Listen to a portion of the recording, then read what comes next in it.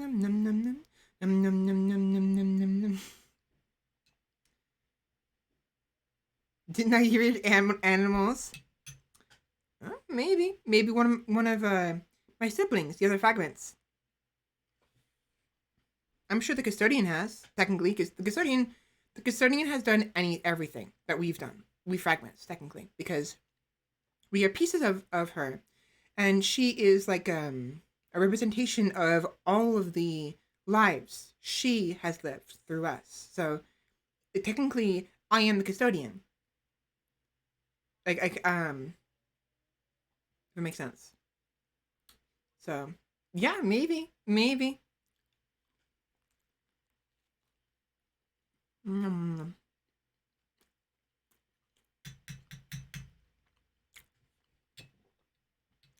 Now, what I'm doing is what I like to do, make it yummy. Is the reason why I got ranch on my arm is because I put ranch on the sandwich.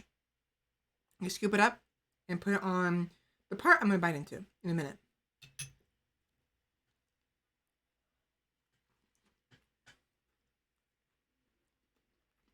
Mm-hmm. Nom nom nom nom. Brain moist for knowledge.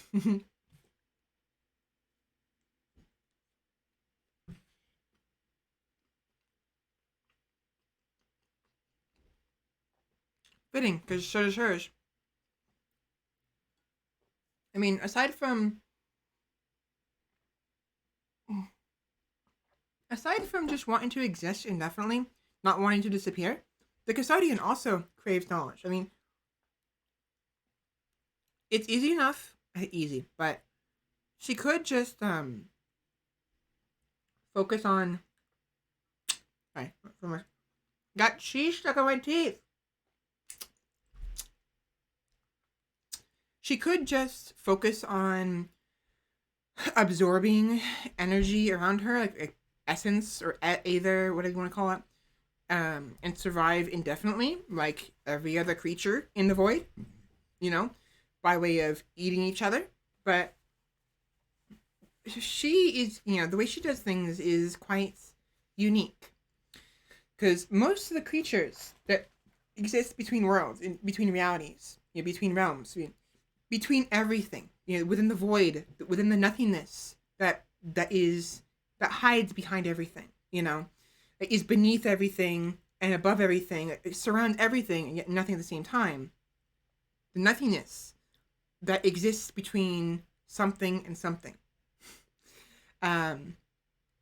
There's creatures that are pure existence. They could be literally any shape and size, and sometimes they'll resemble things that make sense: a shark, octopus, a boat, submarine, like abstract, even like things that you wouldn't think would have individual, like I mean, it's obviously things that have individual sentience, like an animal, but even inanimate objects, a submarine itself, like there's no crew inside of it necessarily, and maybe there is.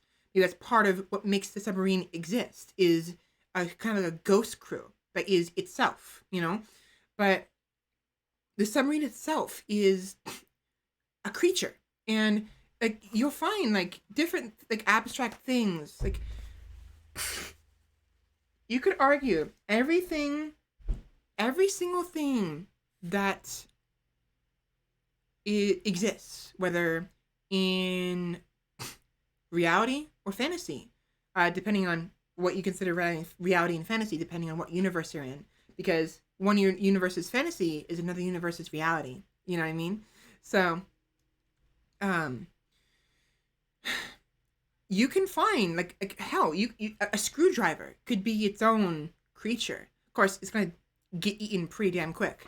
But like anything that exists, whether it's an abstract, whether or not it's an animate object or not, might exist within the void. You may find it there. They're abstract existences, abstract thoughts, abstract beings. Some of them don't make any sense at all. They look like a geometric object, of some sorts. Others look like things you might assume Cthulhu looks like, or something. Or maybe they actually do, because everything that, like, technically, every iteration, every drawn iteration, and every imagined iteration of Cthulhu exists individually within the void, just not necessarily in the same place. And they may not even recognize each other of being the same kind of idea. It's like you could argue it's like Home for Imaginary Friends on a like galactic, like beyond galactic scale, in that, and they're not like necessarily friendly. Some of them can be. Some of them can be pretty passive and they get eaten pretty quickly. Others are like defensive. They're not hostile unless you attack them first. Like you'll find like most things tend to, whatever creature they become, whatever creature that comes into existence tends to resemble and act like the thing it becomes, or rather than it becomes, rather the thing that comes into being. So a submarine will act like a submarine. It'll act as if it's underwater at all times, basically, until it comes above water. Even though there's no water to come above, it'll generate like a surface of water, a small surface of water around it that it goes up through. Even though clearly, if you're in the void, like floating there, it just looks like it's a random, like, small, like 10 meters of ocean just appeared out of nowhere and slid over the submarine from top to bottom as it kind of comes above the surface. But it'll act like a submarine, albeit a little more abstractly. Like there are times like maybe it opens a mouth in the front to eat something, or maybe it just shoots something and it has like crew members come out in diving suits or just over it and pull the pieces in. It depends on how depends, because these are like multiple different iterations of a submarine I'm describing here. And like you'll find dragons, you'll find rock monsters. You just find a rock, just a rock, just a giant rock that absorbs essence around it and gets bigger and bigger and bigger as a rock. It's all it's doing is just getting bigger. And other times, a similar situation. There'll be this rock, it's absorbing essence, but you get too close. If you're an actual being, you're not just pure essence, you're an actual creature. You get too close to it, it'll chomp you. It'll open and close like a rock mouth and eat you. And these are all experiences the custodian has gone through. Because I'm a fragment, and I'm one of the fragments that are so closely linked with the custodian. I have more, what's the word? More knowledge and memories than other fragments would normally have. Because not normally, but oftentimes, fragments will only have, either a fresh start or a very small amount of memories. And all they'll know is let's say, for instance, this life, and I die. I like this life. Let's say behind the operator's life, behind the Vtuber. We're going out of immersion here. I die and I reincarnate. If and I have the memories of this life, of me being a VTuber, of doing my stuff, being me. That new life will have maybe this memories, but if the custodian actually does exist, and this is just one of my fragments living, that fragment, the new fragment, the one that this reincarnates into, will have this memory, but won't have memories of the custodian. You see what I'm saying? Now, back in immersion wise, back in the character, I guess. Oh, fucking food is my nose. I as the Valkyrie, I as Svela the Valkyrie, are a little closer in tuned with the custodian, probably because the custodian kind of wants to appear in front of you all and say hi. So they need to be able to actually possess my position in reality temporarily to do that, which they will be doing eventually. Now, out of character again. What this means is just me gonna have another character model, basically, and with lore to it. I don't know if I'm gonna act a certain way. I may try to. I don't know what I'm gonna do. I'm not acting. I kind of am acting now, but I'm kind of like playing with some lore stuff. But I don't act a certain character necessarily. I'm usually just being myself all the time. So I'm not sure how that's gonna translate to me being the custodian, you know, because um I don't know, but well, it's nowhere near there because the custodian's gonna be a very long ways away, if ever appearing, if they ever appear, because I don't know, we'll see, but I don't know. Get back here. My sandwich is falling apart.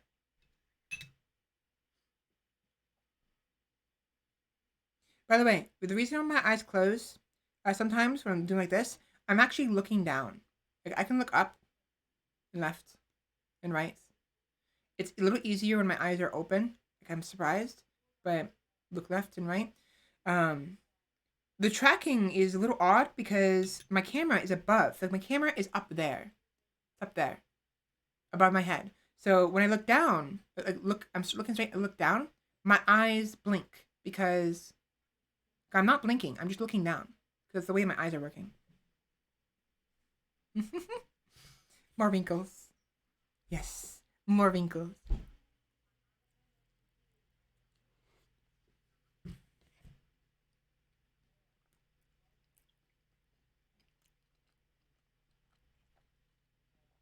Mm. A few more wrinkles, eye candy, and you might be as smart as a mouse. Hopefully, you don't mind that joke. That was kind of a mean joke. I apologize. So let me. If that joke was too much, let me know.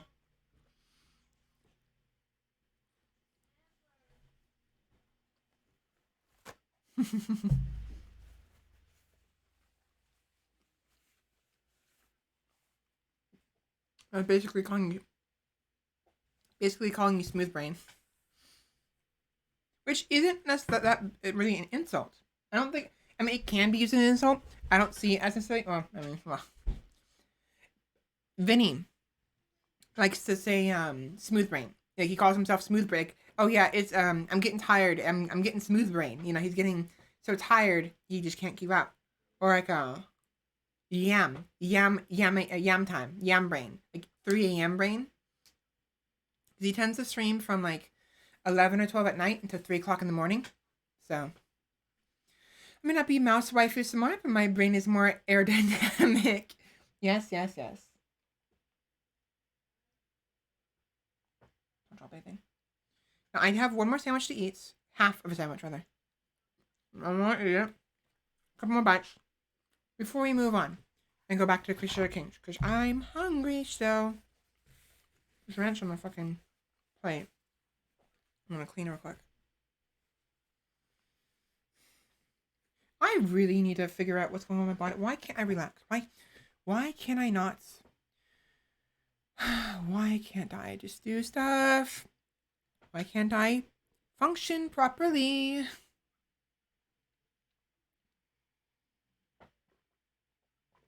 Mm.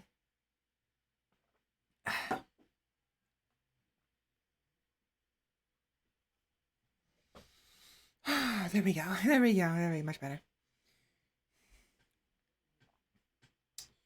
You know, maybe I can get away with not eating this half of the sandwich and just eating some fries instead. Oh.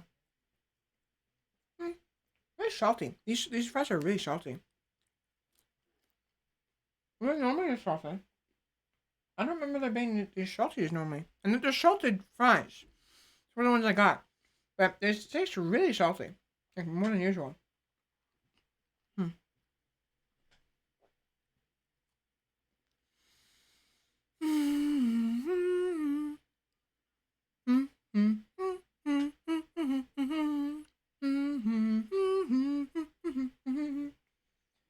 I don't know what the song that is. I remember hearing it as a kid. No, wait.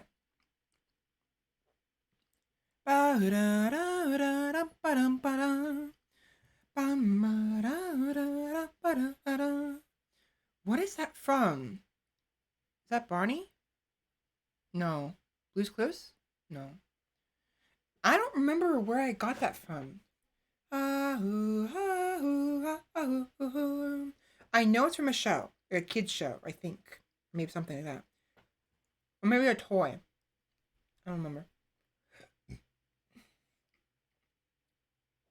Speaking of kids shows, rather speaking of the past and of things I remember, things I remember from the past, and I did or watched as a kid. Breathe. There, we figured it out eventually. I talked about it a while ago. I haven't actually watched it, but there was this uh, animated series. I remember watching. Excuse me. Excuse me. As a kid, right? Um.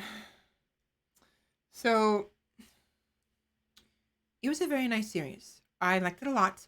It really like drove like the adventurous kind of aspect uh in me. Like it tickled something that it itched something that I really needed itching. You know what I mean?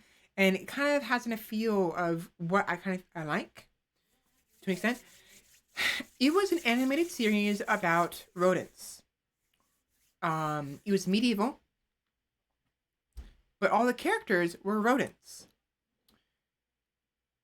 And I enjoyed it a lot. I couldn't figure out what it was, and I eventually figured out what it was like a month or two ago when we talked about it. Which isn't on YouTube, by the way, so you guys wouldn't have probably know. I think I talked about it on one of my Hobbit streams, if I remember correctly. There's a couple of them. I only uploaded like one or two so far. I need like one more. But the series is called Redwall. Look up Redwall on YouTube. There's a full series of it on YouTube. I actually loved it as a kid. I still have to get around to actually watching it. I just haven't gotten around to it. But the gist of it is, if I remember correctly, it's been a long time. This little mouse, a singular mouse, like I think he's like a messenger or like a peasant of some sort, like either a cleaner. I don't know. He ends up like in front of like this scholar, and this scholar eventually like is like, you are the chosen one. You are foretold in these prophecies I just transcribed, and you are gonna save us from calamity or the kingdom from calamity, or something like that. I think maybe the either is because he matched the description of the prophecy, or he managed to pull out a sword of some sort, or he came to the scholar with a very particular sword in hand that matched the description of the tapestry or whatever he was transcribing, and it reminds me of, I don't know, it had a similar feel to Gregor the Overlander. Gregor the Overlander was a book series. Originally, it was just the first book. I got introduced to it because I needed a book to read for my middle school English reading project. Because in English class, sometimes they have you like pick a book to do a project on. You have to read the book and then do a report on it, and like explaining things like how it was, synopsis or whatever. And I chose Gregor one day, Gregor the Overlander. I actually chose Artemis Fowl the first time. First was Artemis Fowl. I love Artemis Fowl, and then the second one was Gregor the Overlander, and I liked them both. And Redwall has a similar feel to Gregor the Overlander a little bit. But speaking of books, anyways, go watch Redwall. Redwall. R-E-D, one word. Redwall. Look it up on YouTube. It should come up, actually. I'll do it on my phone, just to make sure I'm not being dumb.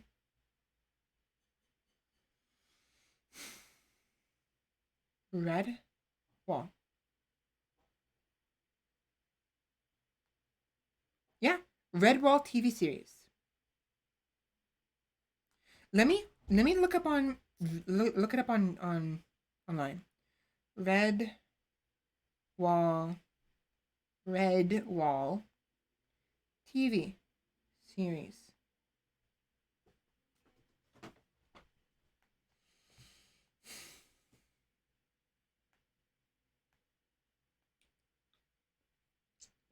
Here we go. Redwall is a Canadian-French-German collaborated animated television series produced by Canada-based Nelvana alongside France-based Alphanim and German-based TV Loonland AG that ran from 1999 until 2002. Now, it looks like produced by Canada-based Nelvana alongside France-based Alphanim, who animated season 1, and German-based TV Loonland AG, who produced seasons 2 to 3. So France did the first one, and Germany did the second and third one. Of course, Canada did all of them. Canada was the host, but they hosted the other ones. The end of the show. It's a very nice show. I liked it a lot as a kid. The series is based on the Redwall novels by Brian Jacques. Jacqueus. Jacques? I don't know. The series spans 3 seasons, the first based on the first book, Redwall, the second on Matameo, and the third on Martin the Warrior. Synopsis. Plot. I don't want to do the entire one.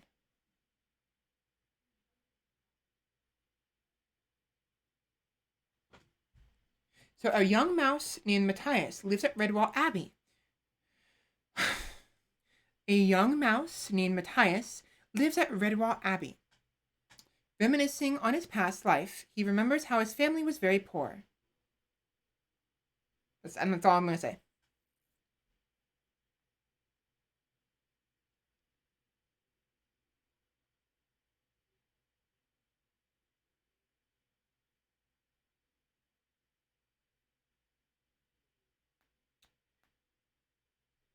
Yeah.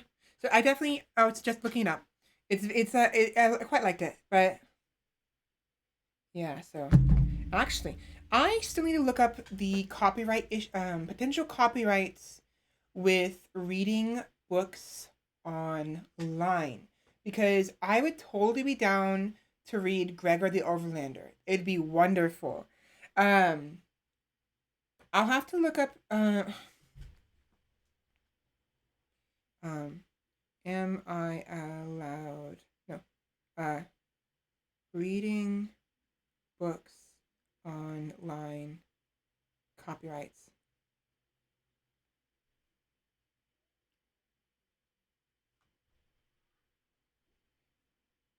A second question has been given almost. Is reading a book to students online even legal? Short answer is well, yes. While many well-intentioned commentators have warned teachers against this practice, the fact is that copyright law, specifically fair use, permits many read-aloud activities online. Published books are copyrighted material, and so you are bound by the very gray areas of law. By the strict black and white wording, blindly reading a book on camera, no. But if you get permission from the owner to make an audio-video version of the work, then yes. How to get permission to read a book online? They ask that you send an email to permissions Abram books you would like to read online. Is reading a book copyright infringement? Not necessarily. Some publishers allow for the performance of literary works, such as reading and displaying the illustrations from a picture book as part of an online story time. Seeking permission directly from the copyright holder or publisher is also an option. So some publishers allow it with ease.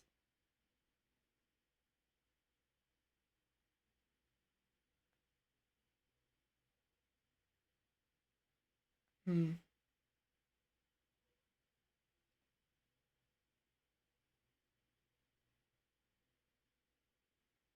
Hmm.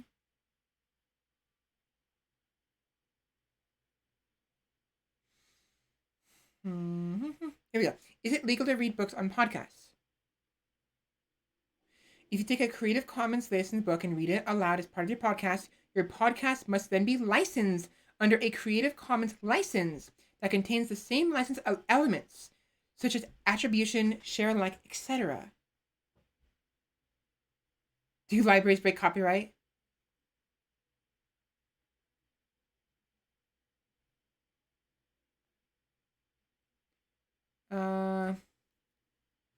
Readers in real time. Below are a few ideas.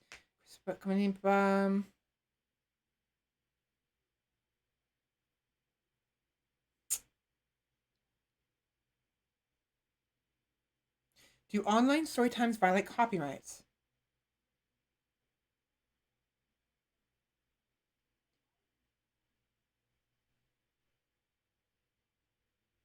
Okay,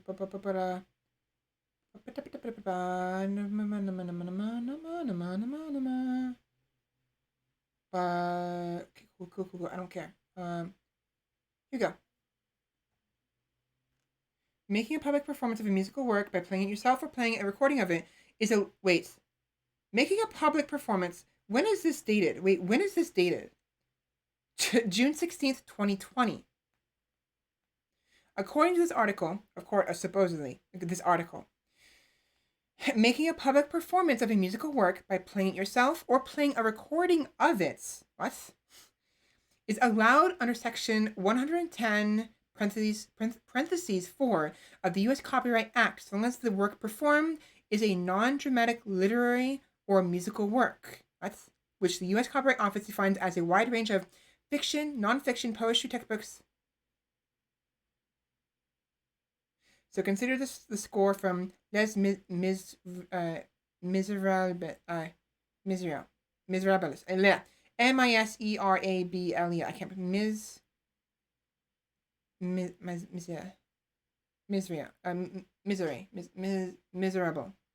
Miserables. Les Miserables. Off the table. This is the same provision that allows you to read a book during story time, as that is a public performance of a non-dramatic literary work. Note that there is no performance rights in a sound recording unless it is by means of a digital audio transmission, such as performance rights in a sound recording, unless it is by means of a digital audio transmission, such as a live stream.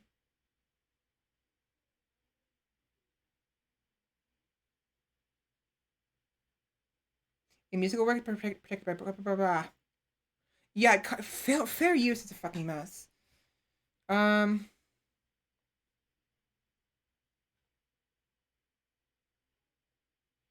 Assuming that it's not too old.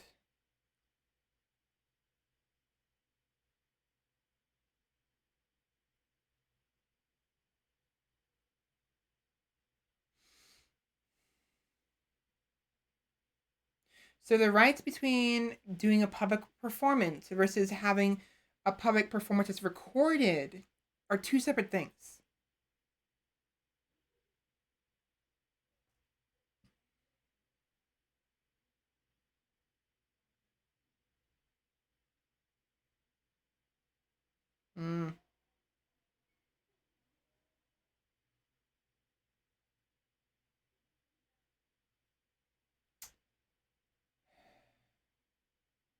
Well, whatever. I need to.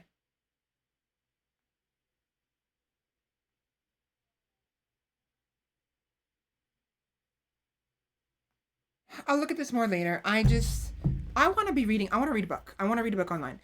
I would totally be down to reading Gregor the Overlander with you guys. And Artemis Fowl, especially Artemis Fowl. Ooh, I love that series so much. And hell, I'd be willing to read Redwall, like the original novels of Redwall. I want to watch it, but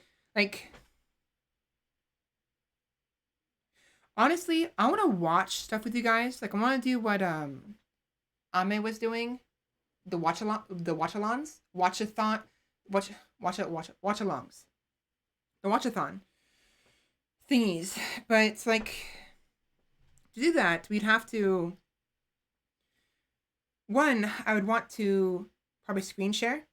No, probably not. I wouldn't be able to screen share. What I would do would be I'd have to plan things out and put a timer, and then everyone would have to have the video already on their own personal computers or whatever, so they can watch it themselves. Because what she did was she didn't actually stream the movie itself or any of the sound.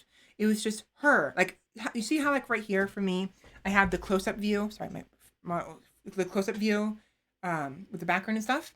It's like with that. So she had her close-up view, her room view, her scene, and just commented. That was it. And everyone else was basically watching as she was watching, in their own, on their own computer, their own devices. And the timer was to let people know where she was in the movie, So I will probably do something like that at some points. It'd be neat. I probably will do it as the custodian, if anything, because I'm hoping by the time I get around to developing the custodian properly and getting a model and all that stuff, copyright will have calmed down a little bit, hopefully. And if not, I'll at the very least have figured out how to get a license for that shit, because I would totally be down for story time. I would love story time. Definitely. And hell, maybe that'd be my shtick. Maybe the custodian will be no different to me, no different than me, personality-wise, the way I'm acting. And it'll just be whether or not I'm playing a game or doing story time. You know what I mean? So it's something I think about, and something that is definitely I have to look into more.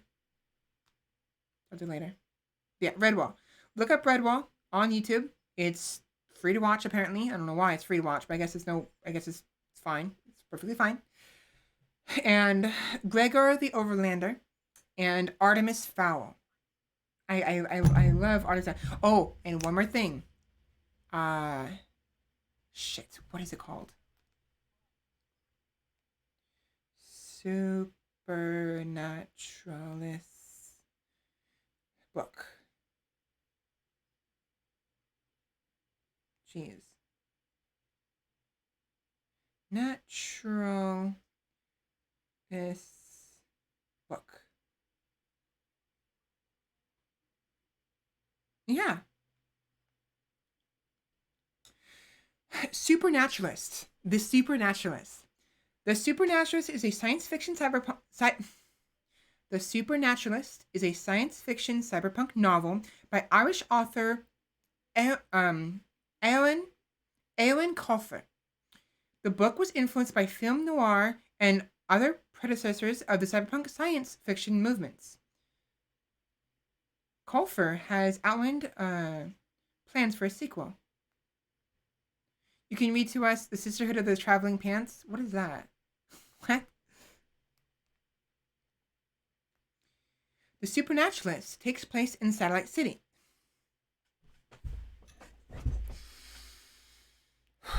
The Supernaturalist takes place in Satellite City, a large city in an unspecified location in the Northern Hemisphere. In the 3rd millennium, much of Satellite City is controlled by the satellites, owned by Miishi Corporation. By the time of the novel, however, the satellite is losing links to the surface, causing disasters that range from mild to catastrophic. The book opens with an introduction to Cosmo Hill, an orphan at the Clarissa Frayne Institute for Parentally...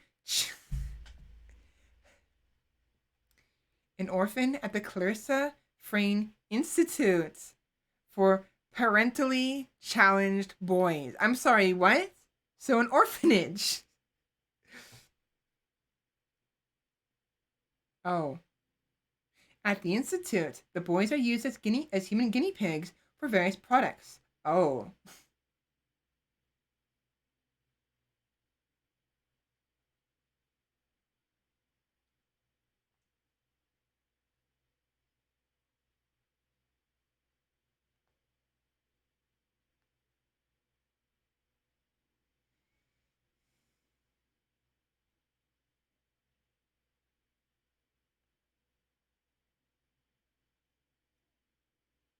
Oh.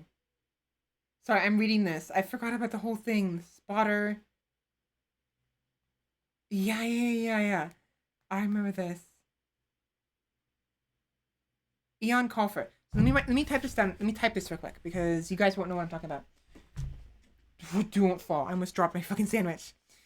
So, The Supernaturalist by Eon Colfer. Supernatural. How do you spell supernaturalist? Supernatural. Supernatural.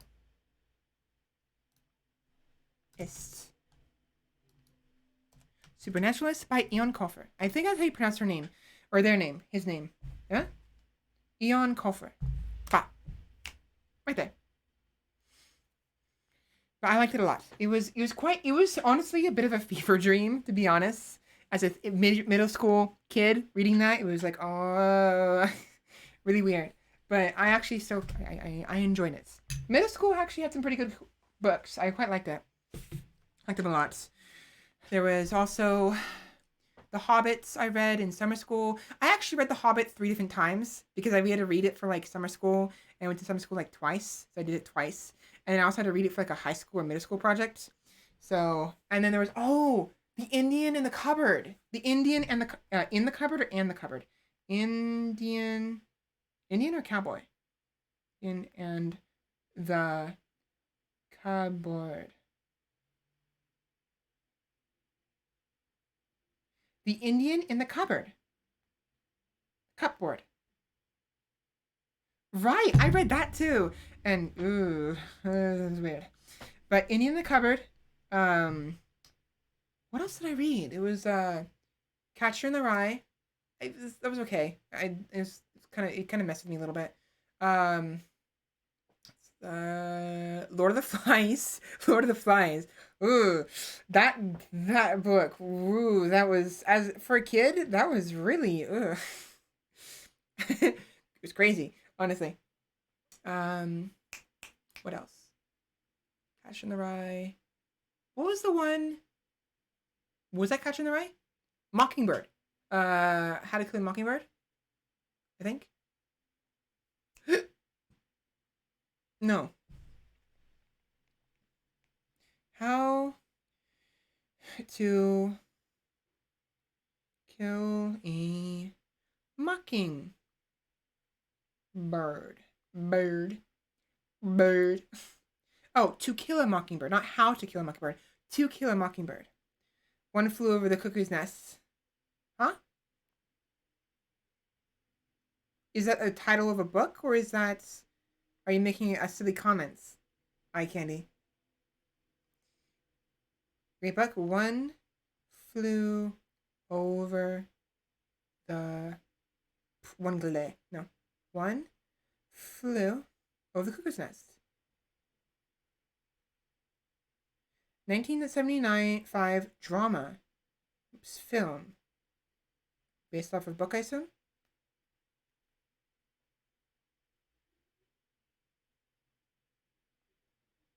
Novel. By Ken Kesey. Interesting. So yeah. And one more. What's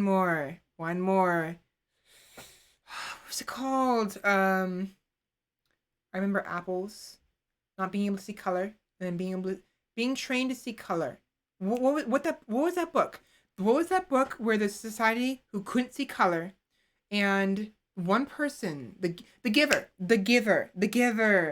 Oh geez, that I kind of hated that and loved it at the same time. The Giver really messed with my head really badly, and it got to me a little bit. But I like The Giver. I don't remember if I ever actually read its sequels.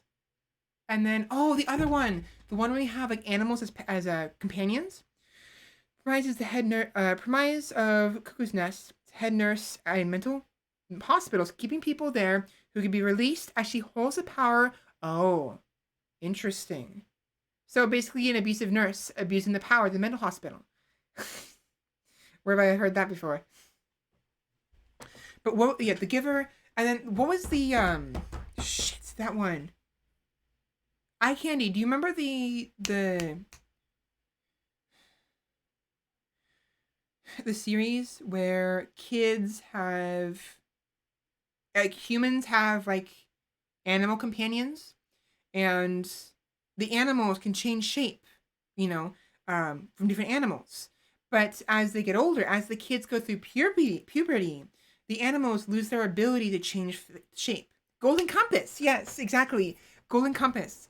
That one was really sad at times. That one really got. All of these stories got to me in some way. Obviously, I was a kid. I was an impressionable kid. But that one in particular, I remember watching the live action and liking it a lot. But it was also a little bit weird because they changed some things with the live action. But yeah, I a lot of good books. A lot of good books. You guys need to. I want to read these things someday. I would totally be down to reading. I would be down to reading The Giver. I'd be down to reading, The Hobbits, The Golden Compass. Hell, I'd even be down to reading, uh, Lord of the Flies. But I need to figure out how to do it without getting in trouble. So, wait, it didn't get a part two? What? Wait, what? I thought it did. Golden. Oh, you mean? Wait, do you mean when you say part two? Do you mean Golden Compass or do you mean Lord of the Flies?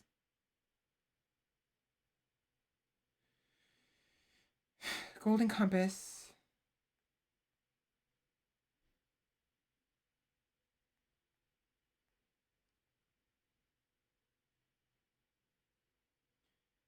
Oh, movie.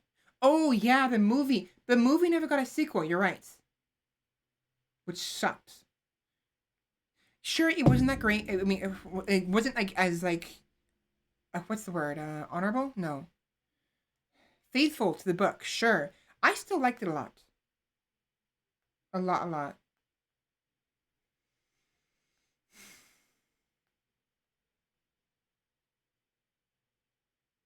Controversies? Several key themes of the novels, such as the rejection of religion and the abuse of power in a fictionalized version of the church, were diluted in the adaptation. Oh.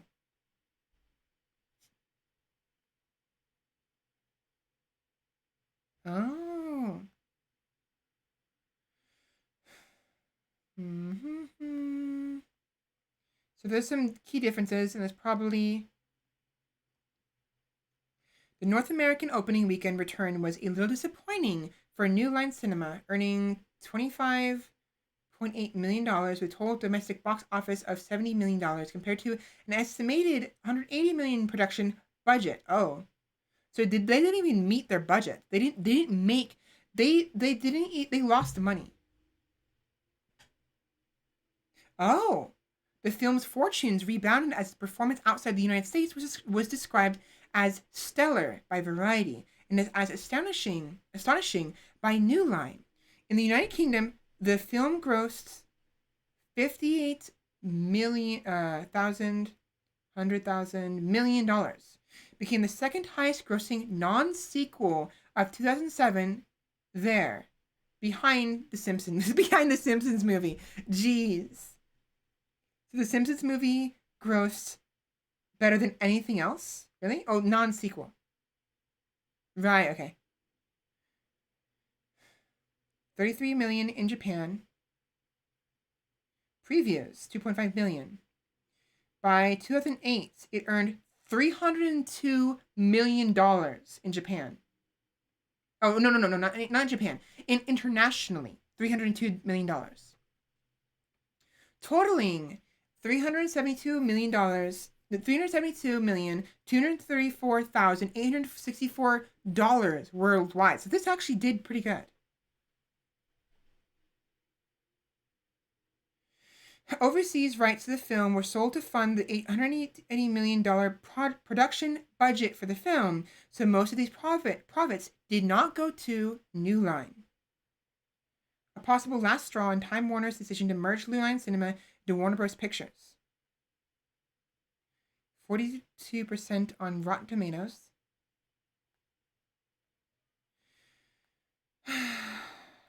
Man.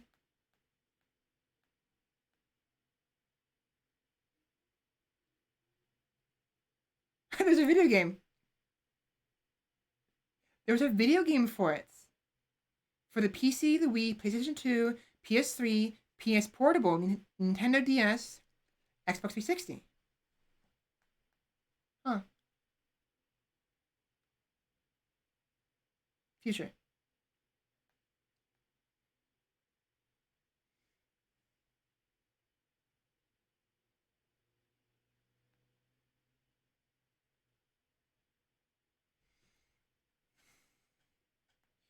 Uh,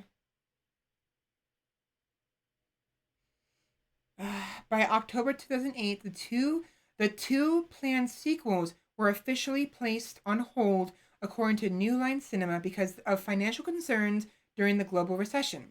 Sam Elliott, however, stated the Catholic Church lambasted them, and I think it scared New Line off. That sucks. In 2019, 12 years after the film's disappointment that caused the two sequels to be scrapped, a television adaptation of His Dark Materials was made. It is produced by Bad Wolf and New Line Production and was shown on both BBC One and HBO. It received a much better reception than the film adaptation.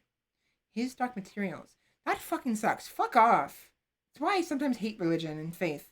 It's just so. It ruins such good things. Remember for months around the Golden Compass coming out, people always discussing what animal. Exactly, I did too. I thought of the same thing. I was so interested in what animal mine would be. I honestly don't know. I think mine would have been a bird of some sort. I always like the idea of flying, with wings, and I like the idea of being, so. And I guess the idea was a bird would be my eyes in the sky, because I think the idea was you can sort of experience. Excuse me. You can experience what the animals can experience. Like if they're being crushed to death, you'll feel them being crushed to death. You know what I mean?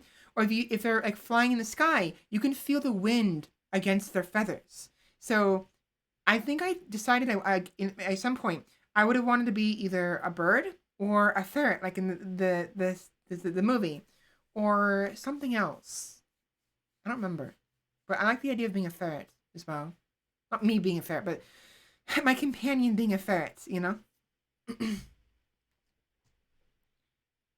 His Dark Materials is a fantasy drama television series based on a novel series of the same name by Philip Pullman. It is produced by Bad Wolf and New Line Productions for BBC One and HBO. Number of series 2.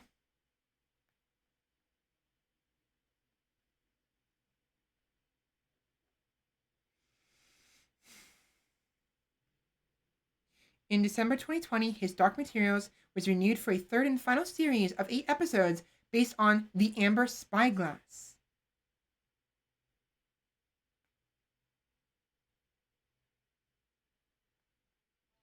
So His Dark Materials is the trilogy.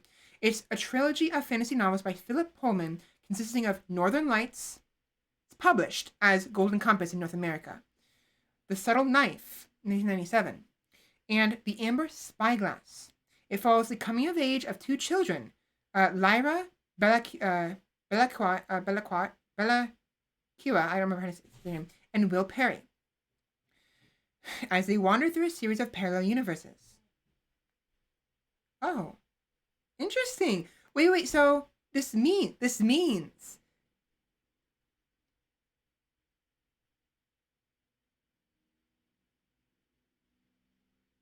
they made a series. So they made a series. His Dark Materials, the TV series, is based on the entire trilogy. Ooh.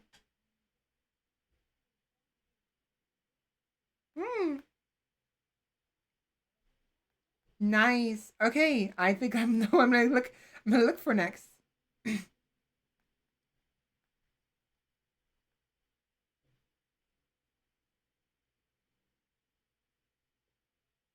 The novels were critical success, adapted into a 2007 feature film, The Golden Compass. The film was criticized by fans of the trilogy for the dilution of elements of the story that were critical of religion, as well as from some religious organizations for the source material's perceived anti-religious themes. After several years, results reverted to Pullman November 5th, 2015. 20. Yeah.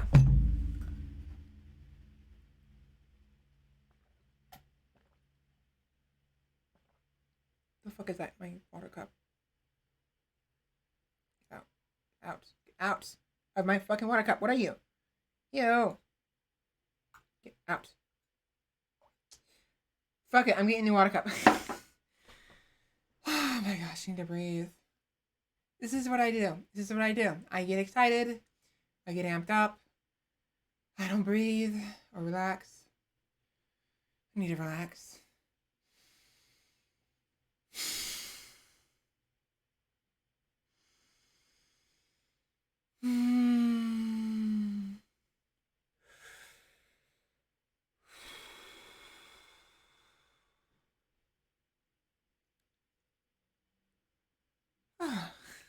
Tired. Yeah, I need to stretch too. Alright, so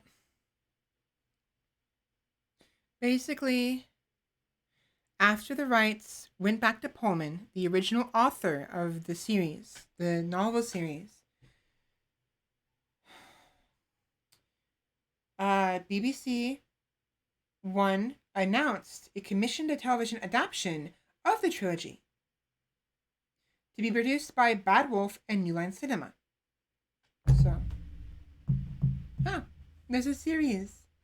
Anyways, I need to take a quick break. My throat hurts. I don't understand why I have a hard time speaking all the time. Like, why? Oh my god, I'm tired. My throat hurts.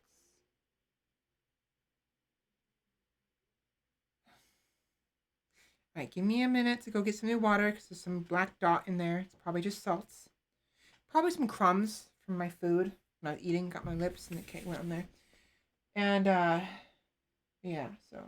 I also have the cake to eat. The cake is still waiting to be eaten. So I may just save for tomorrow. I might just throw it in the fridge and eat tomorrow. Probably a good idea. Probably. So, anyways, I'll be right back. And then when I return, I will hopefully be in a better shape. We'll see.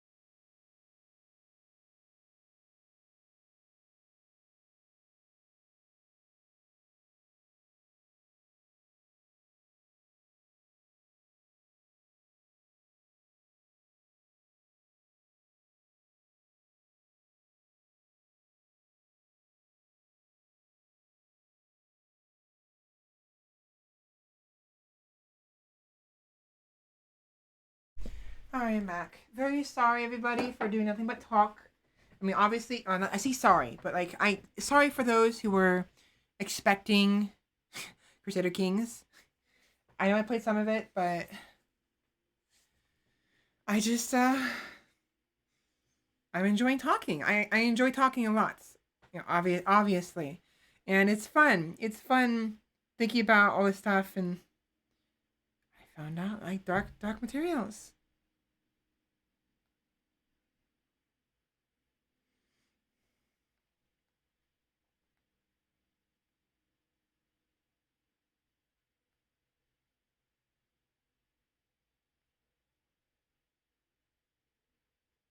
Hmm.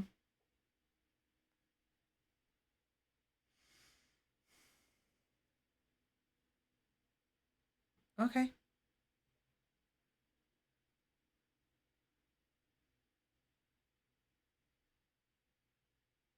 Oh wait. Oh wait. The adaptation was renewed in December 2020 for a final series of 8 episodes, filming for the third series. What?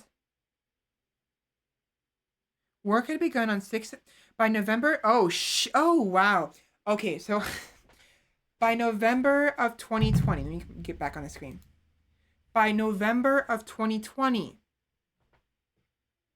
although a recommission had not yet been confirmed, work had begun on 6 of 8 scripts for a third series adapting the Amber Spyglass. With production set to begin in early 2021, the adaptation was renewed.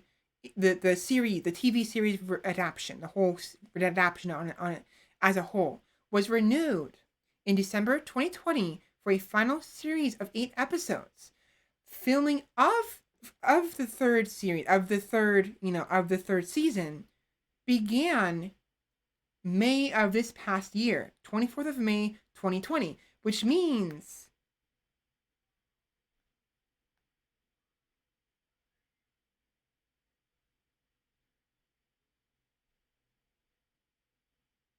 it's not out yet. So 2 out of the 3 books have been made into a movie series. The third one is currently in production. So Amber Spyglass, nice. I don't even remember. Did I actually finish the book series? I don't think I did. I'm not sure. I'm not sure. I think I did, but I don't. I feel like I remember Amber Spyglass. I just don't remember the ending. I remember them going through. Spoilers, by the way. Spoilers for those who don't want to hear this.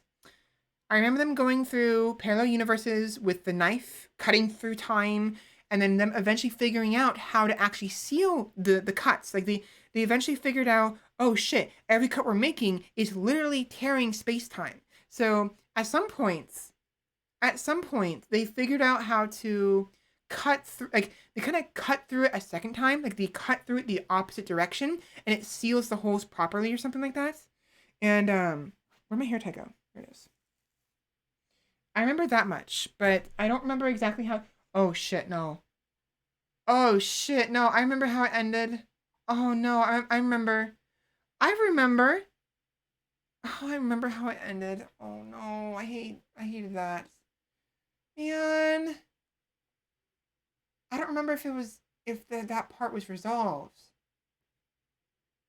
I Candy, did you read the entire series? Like, did you read the books? Like, do you remember the ending of this entire series?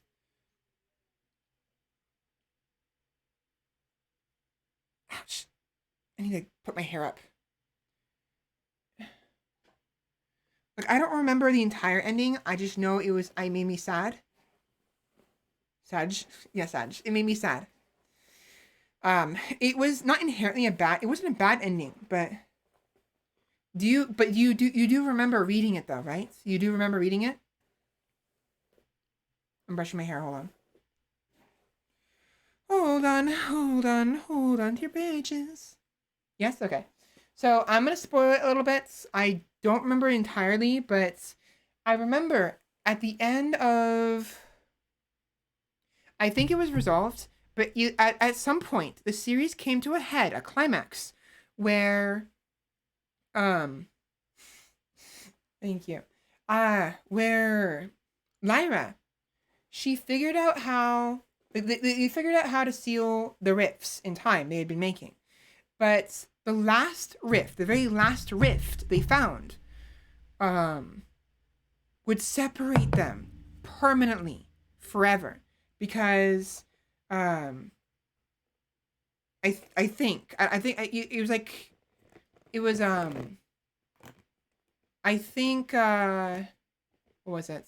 Either what's his face? The boy. I don't remember his name. What's the boy's name? What's the boy the teenage boy? It was Lyra and Perry? Was it Perry? Hold on, let me look it up.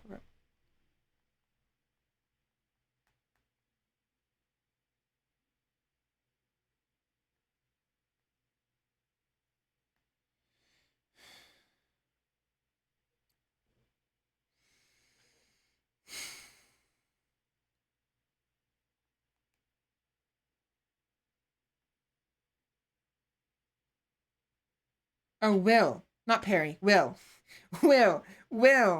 Sorry, Will. Right. So Lyra and Will. Lyra is from the world of the demons. The demons. Like, the Daemon. I think it's like you call them. You pronounce them demons or whatever. Um, diamonds. Demon. Demon. The animal companions. Uh, so Lyra's from that world, but Will is from an alternative world, our world. They say our world, but like basically a world that's basically like ours, like completely like there's like the Eiffel Tower and all that fun stuff. There's no demons, there's no magic or anything like that. And Lyra, I think, gets her hands on the dagger, the blade, and cuts through time and space to escape somebody, and ends up in the Will's world, and they're both being chased. So, but like at some point, I don't remember what the reason was, but Will stayed in his world, and Lyra went back to her world, and they sealed the rifts in time in space, the space rifts. The cuts through the fabric. And then I think they broke the dagger. I think they shattered it. I don't remember how they did it, but and I don't remember for sure if he. I'm not gonna look it up because if I do read it, I don't want to find out then and there. But I think either they promise to meet again eventually, like they find some way of getting across to each other, or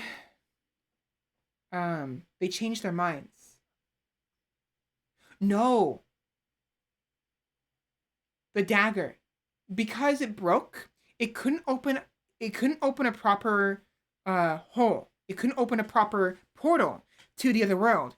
But Lyra, with a piece of the dagger, I think, was able to figure out how to make a small hole, a very small one, to his world so they could say hi to each other. Now, from a romantic standpoint, that made me sad because they can never get together romantically because if they can't get across, through the fabric. But I think it was like supposed to be hopeful in the sense that like eventually maybe they'll be able to find ways to get back to each other. You know what I mean? Either that or there was natural holes that occurred on their own, and she found one and used it to contact Will at some point. I don't remember how it went, but it was I found that kind of sad. Like I kind of didn't like that ending, but it made sense. It was fitting and it made for a more impactful ending, honestly. You know, end of a journey, friends part ways, but a promise to reunite, you know.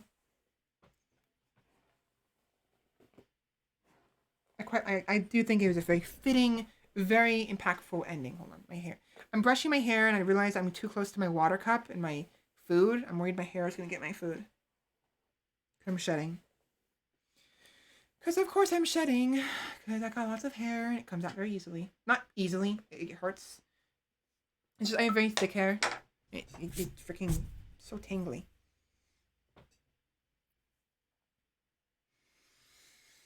Give me a minute. I'm tying it up right now.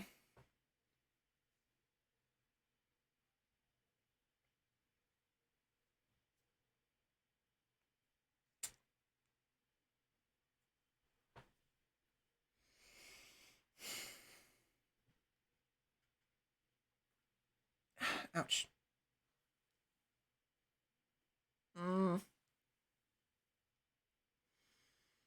Ow. Ow. Ow. There we go. Nope. Nope. Ah. I'm good. Okay. I'm fine. I'm putting my fingers through my ponytail because otherwise sometimes the ponytail will pull on individual hairs. So I'm trying to kind of even them out. There we go. Of course, now my hands are all dirty and I want to eat food, so let me go wash my hands. Unless more than happy with this perfect happy ending. True. And just not for the sake of just a happy ending, yeah. He dies in the last 5 minutes for seemingly random, just so the ending can have them mourn him. So this is the sound. Well, I mean, it's hard. It hurts. It hurts. Yeah, maybe a little bit. Little bit, you're right. You clip you and Sheppy clip me making weird noises all the time. So it's like, why stop there? I'm kidding. But yeah, I agree. If it's a reasonable ending, it makes sense. Sure, that's fine.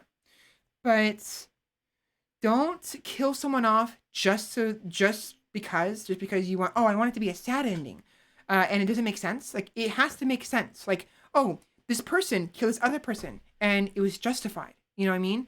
Um, or like same thing with a happy ending. Like happy endings are nice, but if it is boring or just doesn't make sense, you know, like the ending of the books of the Dark Mysteries, you know, there was a promise kept and a possibility they could reunite eventually, maybe, but it was never confirmed, you know. And sometimes it's better to end a series on a cliffhanger of sorts, like a closed cliffhanger, like a proper closure to the story at large, even though you're not going to actually see the proper the entire future of the characters involved. You don't know if Will and Lyra are going to actually meet up again, but it's possible. They might be able to, maybe, but you won't be able to see it, not as a reader. The Custodian, however, can. And that's what started the Custodian. That is actually what contributed to me becoming me, you know, the Custodian isn't just a character idea for being a VTuber. It's how I think. Like I'm just fleshing it out. The mindset of like reincarnating and going to other worlds and realities that are both fictional and non-fictional, because they're real in those their own respective realities, is because I hated not being able to see the futures of the characters I fell in love with in different stories, whether it's anime, manga, novels, short stories, or even stories I make up in my head. I hated the idea of not knowing what's going to happen next, the proper future, the proper way it ends. Of course, now I'm more relaxed in the sense that, like, okay, maybe the future won't be exactly the same because I go to that world and I change the future, you know, the future that would occur after the story ends. But it's like, you know, I'm like, if I wanted to see what would happen to those people in their proper futures, unfettered, uninfluenced by me as reincarnating in there, I could instead reincarnate as them, but not having my memories of my past lives. And so those, like, do you know how like everyone has that desire to be the main character in their favorite story? That's basically what the Custodian can do. They can become the main character. And they can do one of two things. Either one, when they reincarnate or have a fragment reincarnates into that main character, or even a side character, or even as the bad guy. They can either retain the memories of being the Custodian, being a fragment of the Custodian, or they have the memories basically wiped, or at least you know, concealed, like hidden away, until they return to the Custodian, in which case their memories will come back. So they can experience the story firsthand properly, the way it actually unfolded, um, uninfluenced. You know what I'm saying? So that's kind of what transpired. Like, I I would fall in love with characters. I would become friends with them mentally. Like, they wouldn't know me, but I would know them. I became friends with them one-sidedly and obsessively, and not being able to see how their lives would end after this, because you only see so much of the story, and once the story's over, you don't get to see what happens next. And it made me break, it broke my heart over and over. My heart would break over and over and over again whenever a story would end. It mortified me. And eventually my solution to not being heartbroken anymore was to think of the idea that when I die, I will eventually reincarnate into those worlds as a friend. I will reincarnate as either a new character or the characters themselves. And typically as a new character, my own version of a character, myself. And befriend them properly, and go through the story with them until their end. And then keep going with them past where the story ended, because of course I would be real in that other world. You know what I mean? And because I got so absorbed in stories I read, all of them, and it was mortifying and heartbreaking. And like, there was actually a couple times I'd actually cry. A cry at the ending. It was a happy ending, wonderful ending, it ended perfectly. It was a great story, and I'd still cry. Not because it ended, but because I wouldn't be able to see what happened next. Of course, it was very rare. I didn't really cry. I felt really bad, really sad, almost as if I wanted to cry, but it was very rare I actually cried. Oh my god, I need to breathe. But I took the same desire a lot of people have of wanting to be the main character or wanting to be friends with the main character in the story, and took it literally. And this is my solution. Or that's my solution, is to be the custodian, to reincarnate. And I don't know if there's an afterlife. I would like to think there is one. We talked about this many times before. We all know how the song and dance goes. I've talked about it multiple times. But how that's a glimpse into my head. You guys get an idea of why I am the way I am. A little bit. Small bits. A happy ending that makes you cry is a fucking good ending. It is. I need to breathe.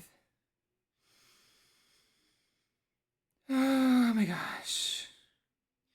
A sequel could come from this, but if it was to happen, it wouldn't be related to the story at all. It wouldn't just be dragging the characters back into the film because we want them back, yeah.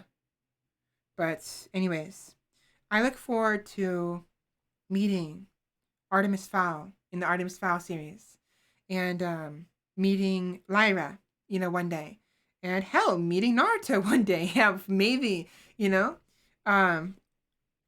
be interesting.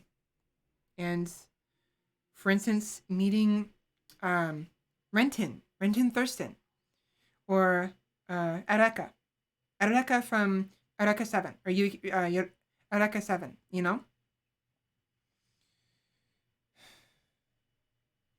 Honestly, Areka 7 is probably the one that did the most to me. That series, the anime series, it was one of the ones that it was so strongly absorbed in. Like, I kept thinking to myself, like, what would it be like if I was Renton, Because I fell in love with Areka. in fact, I fell in love with. I ended up developing a crush on a girl in middle school, because one day, by chance, she wore a jacket, a black jacket with those buttons down the center of the jacket, the pairs of buttons. They resembled Areka's dress, her cyan and white dress. Except the girl in middle school had a black coat. It was just a coat, but the girl also had short hair, black short hair. Contrary to Areka's light blue hair, but it was also short. And I developed a crush because of it, and it messed with me. Oh my gosh, did it mess with me in middle school? I was mentally and emotionally in turmoil, and having a blast, kind of, but also having a bad time, because it was really hard. And that crush, I remember her name. I'm not gonna say her name. I remember her name, her first name, her middle name, her last name. And I never actually talked to her directly, I don't think. I figured it out through listening in on the conversations and like happening to see like her name tag or whatever. I was kind of stalkerish, honestly. And it was in hindsight it was creepy, but I didn't know how to handle, I didn't know how to approach her. I was terrified of her basically. I was in love with her, and because of how in love I was with her, I was kind of terrified. I was close to get close. I was terrified. I was too scared to get close. You know. It is pretty on the outside, inside I see. Well, thank you. So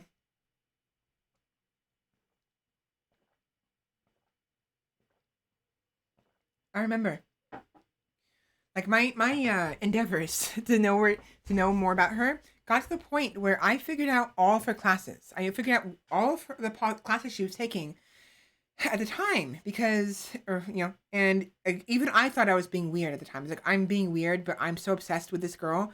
I'm not gonna do anything about it. Like I wasn't gonna actually follow her home. I was too scared to do that. Hell no, hell no. I was like, okay, she's pretty. I like her. Uh, that's it. I can't do anything. I can't get close to her. I'm gonna be burned. I was terrified to get too close to the sun. I was terrified of being burned, you know? And she was the strongest. She was the strongest crush. And I honestly, I never confessed to her. I never confessed to anybody, really. I've actually had a couple crushes.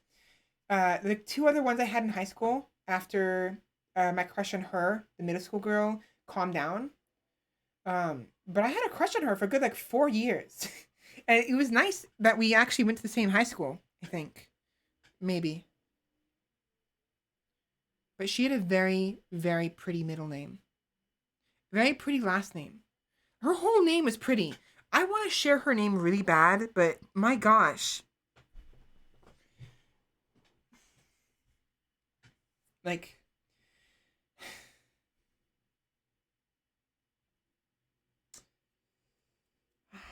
I want to say her name really bad, but I don't. It would give me away. Not now, of course. It'd give me away in the future, you know?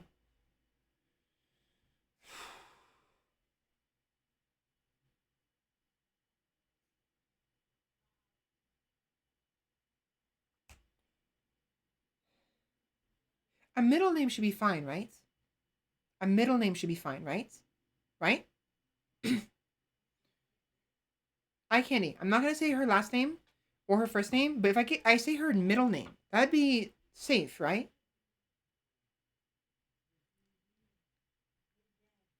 My tongue. Okay. Her middle name was Rose. Her last name was a charm, to be sure, and her first name was Lovely, but her middle name was Rose. Rose. I remember her. I remember her name perfectly. I have not forgotten it in the slightest. I didn't even hesitate when I thought of her name. Like yeah, this girl. I remember her name. I'm really treading on thin ice right now. I keep almost saying her name. Rose. Her middle name was Rose, and it was one. I was like Rose. Her whole name was pretty. Her entire name was pretty. First name, middle name, last name. You know. So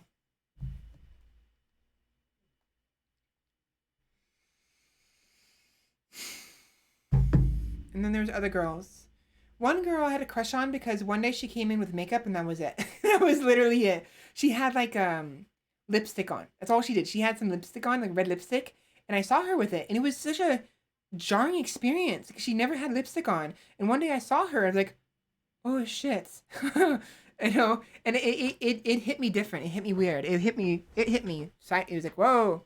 And a third girl, um, she was just I don't know, something about her was nice. The third girl, she we were in the same business and marketing class.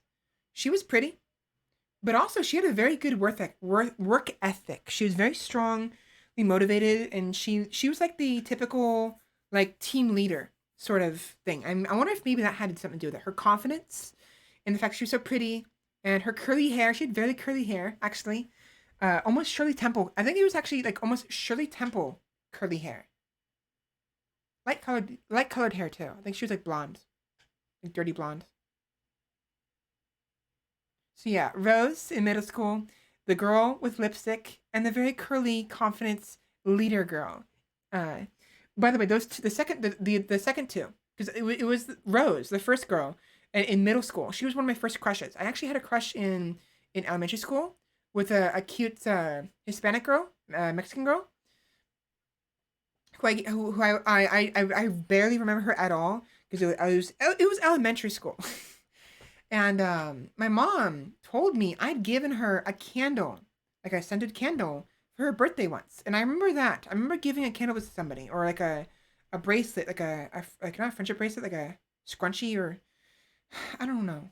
But I remember having a crush on a girl in elementary school, barely. But in middle school, it was Rose, and she was the most significant crush that lasted for the longest time, 4 years. I think in like sixth grade. No, so I think I met her in seventh grade. So in the middle of my middle school years, because we have 3 years of middle school. So sixth, seventh, eighth. So seventh, I think it was like seventh grade, and it lasted until I think 11th grade, sophomore year in high school. So, end of freshman, beginning of sophomore. My crush finally fizzled out. Finally. I was kind of hoping it would because it was just too much for me emotionally to handle. And when it finally dissipated, I was like, okay, you know, I would hold her in my heart forever. But I was kind of happy my love for her had finally calmed down because I could not handle my own emotions. It was too much. And the lipstick girl, and then red lipstick. So we have Candle, the Candle girl. We have Rose. We have red lipstick, and we have the curly leader, the four girls. Curly leader. What am I trying to do it? Curly hair. Just call it curly. So Candle girl, Rose, red lipstick, and curly. Red lipstick and curly were in high school. I think red lipstick was in sophomore year, like right after I got over Rose, and junior year I think was curly. I think unless it was also sophomore, I don't remember. The crushes for both of those lasted like a month, and then they were over, like a week or month, and they were gone. I didn't feel anything. I still felt like attraction to them, like oh they're pretty, but the initial like bump, the initial like oh my gosh, was gone. So I had calmed down. So how about this? The little candle girl instead of the little matchbox girl, the little candle girl, the little candle girl, the rose, the red lipstick, and the curly hair.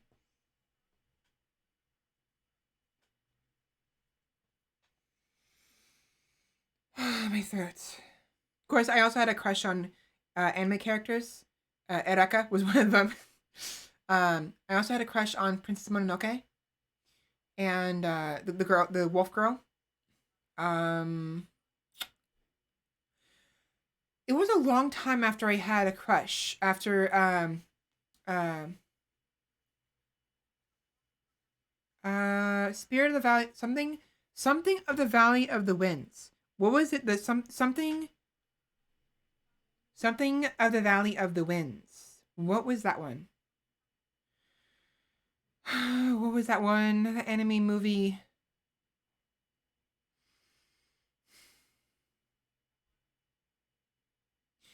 Eye Candy. Do you remember at all?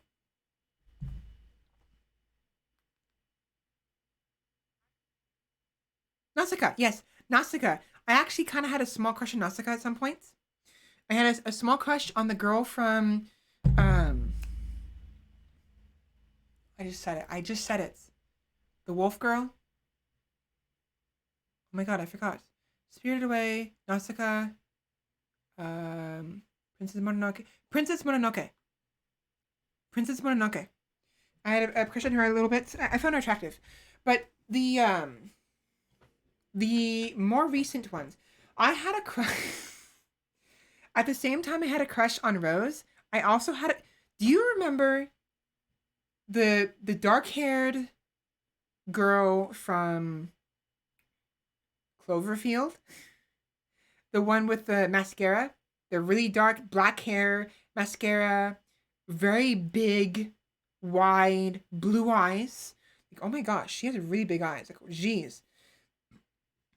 Do you remember her? Excuse me. She also played as.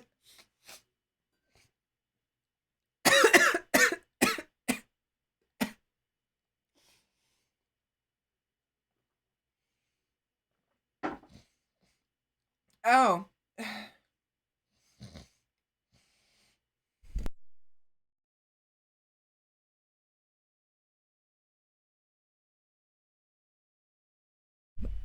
It's not fun. Hold on.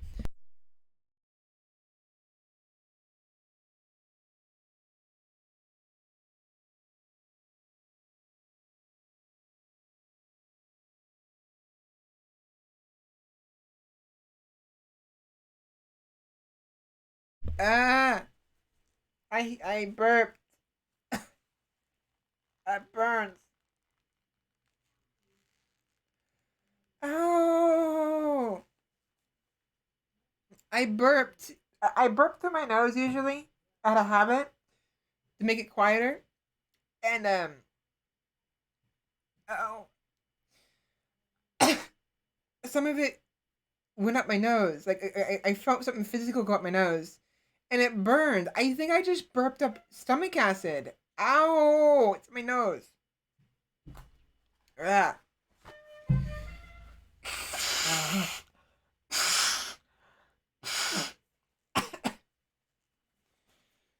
Eh. Oh, it's uncomfortable. I hate that. It's burning the inside of my nose. Fuck. I always burp with my nose, and it's a bad idea. It's hard not to do it. It's quieter that way. Ugh. That was horrible. Oh my gosh. That was really bad. Ugh. Fuck me. Oh my gosh. Anyways, back to what we were talking about before. The girl from Cloverfield, black hair, really big blue eyes. Like she's surprised all the time. Um, I around that time was the time I was watching Eureka 7. I was obsessed with it because I was watching it on Toonami, the late night shows and Saturday nights, which I also got introduced. By the way, I also because of the Toonami, I also got introduced to Cowboy Bebop. That's why I know that series and loved it a lot. And Ghost in the Shell. Jeez, that the intro song, I can still remember it. Da da da da da da da da da da da da. Ah, da da da da da da da da da.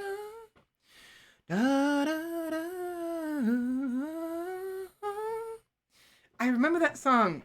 I can't do it very well because my throat hurts.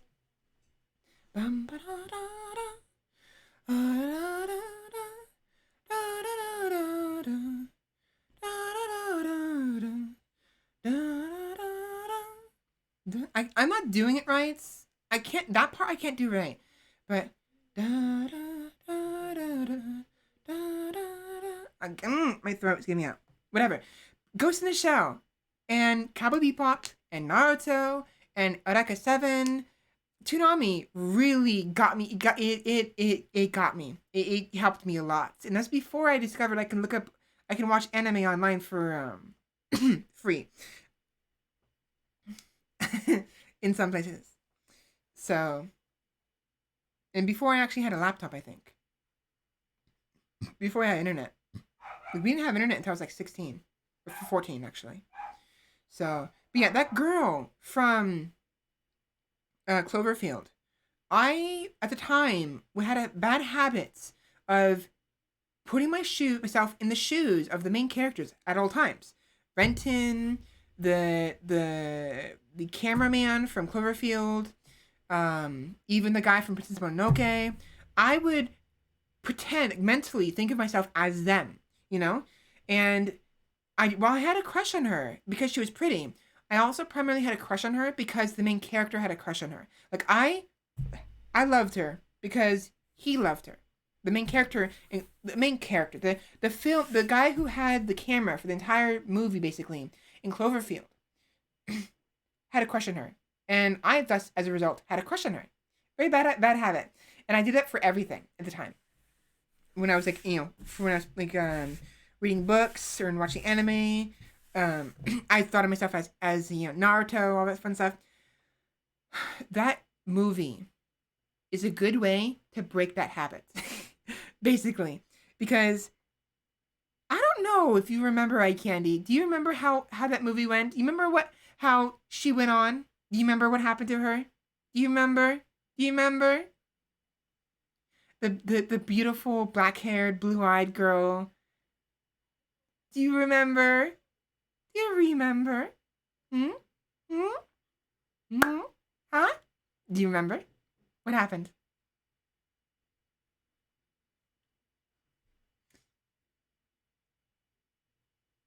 Hmm? Do you want to say it or no? Am I say it? It was mortifying. It was heartbreaking. It was the worst. Absolutely horrendous. It was the absolute worst. Nothing good for sure.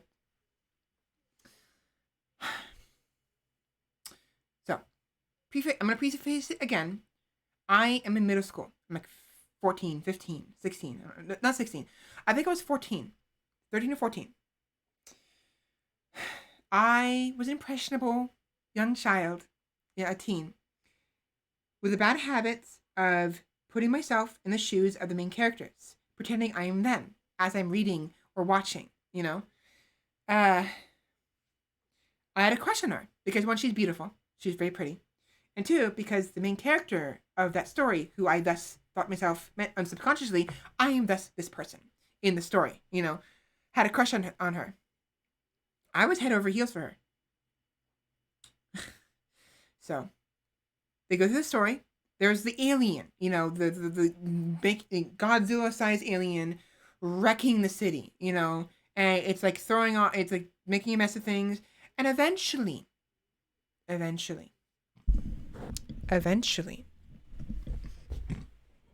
it starts shaking off these smaller monsters. These like space ticks or fleas.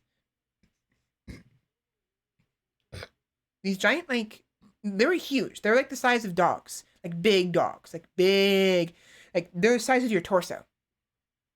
Okay, if like 5, 6 feet. The 4 feet, about 4 feet long, 3 or 4 feet long, and like about a third, like 2/3 of that wide, like little insects. They look like fleas, like giant fleas, alien fleas, and they started biting people. So the main character, along with the group of people he's with, the group of friends, along with the crush he's with, they go underground, into the subway station because they're trying to get below ground. It was him and like 3 other people, the girl he had a crush on, and his best friend, and his best friend's girlfriend. Right? So this cameraman wasn't the girl he had a crush on. They weren't together. He hadn't confessed yet. He was going to, but never got around to. And they had just come from a party, someone's birthday party, I think, the friend's birthday party, I think. The best friends. They go underground. They're in the subway station, right? It's dark. Power's out. The camera guy, he has night vision on his camera. I don't think they have any flashlights, so they're depending on him to lead the way. Or maybe they do have a flashlight. I don't remember. They eventually get attacked by one of those alien fleas. And guess what? The crush gets bit. The black-haired girl gets bit. Okay? On her shoulder. It's a really bad bite. She's bleeding. And they're running from after they get it off of her, they run because they hear more coming. They're skittering and they're like, oh shit, we gotta go. So they're running through the subway and they eventually get through like a maintenance door, close it, and they go up a staircase and they end up in a mall. Specifically, they end up in a clothing store, and it's calm, it's quiet. There's nothing going on. Maybe not a mall, maybe it was something else, but it's dead, eerily quiet. And they're walking through it, and they try to like help her, like get some clothes or something. They put it over her shoulder, and they try to help her. And she's not dead. She's still alive. She's bleeding a little bit, but it almost seems like the bite wasn't that deep. It was harsh. The entire maw of this giant like alien flea, which is about like a foot in length, covered both sides of her shoulder, her left shoulder. However, as they're walking through this like department store, a bunch of clothes, eventually she starts to bleed from her nose. She's like, I don't feel too good. I feel ill. And then she starts bleeding from her eyes. And then bleeding from her ears. I don't remember the ears part. Maybe it was. But after she says, I don't feel too good, and she's just bleeding from her nose, random military personnel come out of nowhere, and it gets loud, really quick, loud, all of a sudden. Just like there's like this radio stuff, there's crying, there's screamings, they're saying, go, go, go, like hurry up, move, move, move. They're trying to get people moving, because they're trying to get this group of 4 people, these friends, moved. And oh no. What happened was they entered the department store from the subway, and it was quiet, and they were looking at her wound, like, are you okay? You okay? And yeah, I'm fine. I'll be okay. And then she's like, yeah, I just don't feel too good. That was it. And then they start moving. Then the military people come out and they start moving them. And then they stop at some point. And then she's like, I really don't feel good. And then she starts bleeding from her nose and her eyes. And the minute one of the military personnel sees that she's bleeding, and they see her shoulder, that she was bit, she's like, you gotta go. You gotta move now. They separate her from the other 3. And meanwhile, the camera goes, yo, what are you doing? Where are you taking her? And the other 3 are being escorted to another area. They're split up, right? Thing is, so on their way, being escorted before they got separated from the girl, right? Before the military people found out she was bit, there was a gurney with a dead body, and there's guts spewing out as if it was torn apart, right? But it was a dead soldier. But the dead soldier, his intestines were oddly intact. Like it looked like he like something ripped it open, sure. Like something like you think, okay, the ticks ate at this guy's stomach.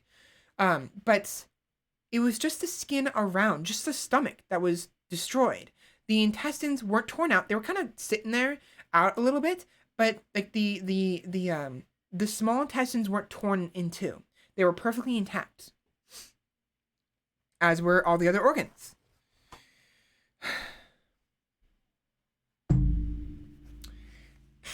It was almost as if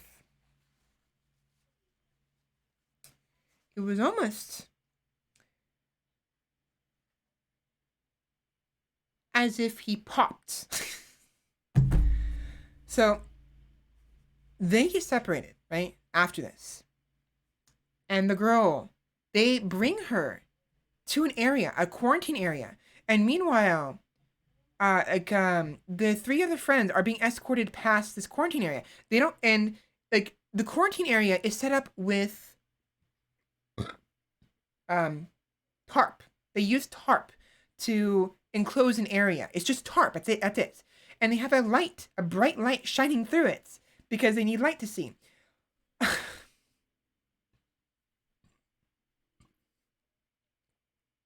Remember, she's pretty, and I have a crush on her. I'm 14 years old. I'm a little kid, right? I'm impressionable. I'm panicking mentally, emotionally, mentally. I'm just not having a good time, seeing her get hurt, and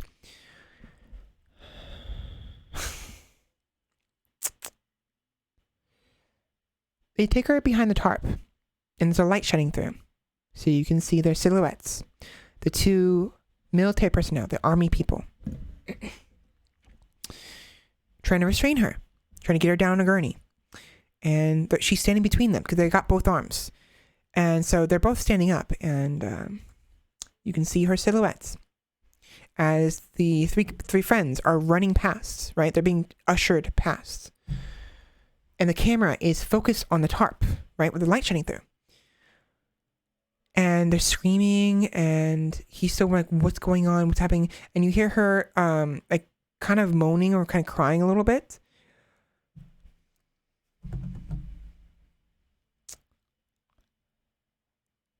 And then she inflates and pops.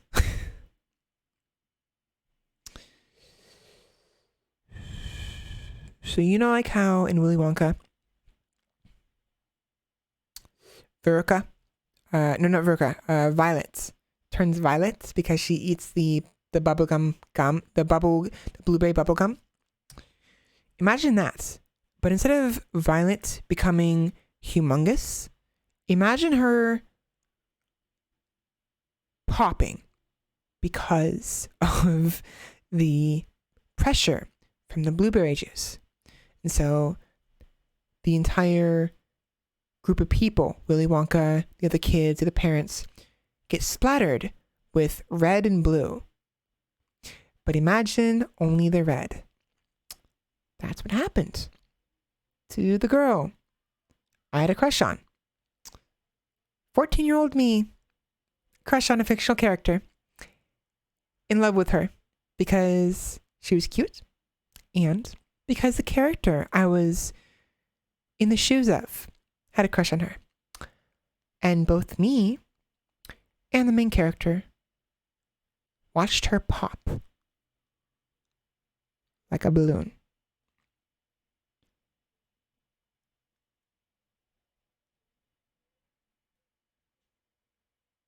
I couldn't feel anything. I am not joking. I was in actual shock. I was staring at it. I couldn't move. And I continued to watch the movie as it ended with the cameraman being eaten by the alien itself and his camera falling and his best friend grabbing the camera. I felt nothing as the camera guy was torn in two. You could see his legs. He got torn in half. I felt nothing because I was still in shock. It's a satisfying sight. I enjoyed it. Fuck you. I was so in shock and so mortified. So I have this weird thing where if something traumatizes me, I will keep watching it. Rewind. Watch it. Rewind. Watch it. Rewind. Over and over and over again. Because I can't believe what I'm seeing. Or whatever reason. I kept rewinding that part. Like 11 times. I 11 or 12 times. I distinctly remember that it was almost a dozen times. I counted. And a couple of times, because it was on VHS. I got it from Blockbuster. Or no, DVD, I think. I got it from Blockbuster. And I managed to pause it when she was at her maximum fill, basically. And just paused right there and just stared at it. I was like,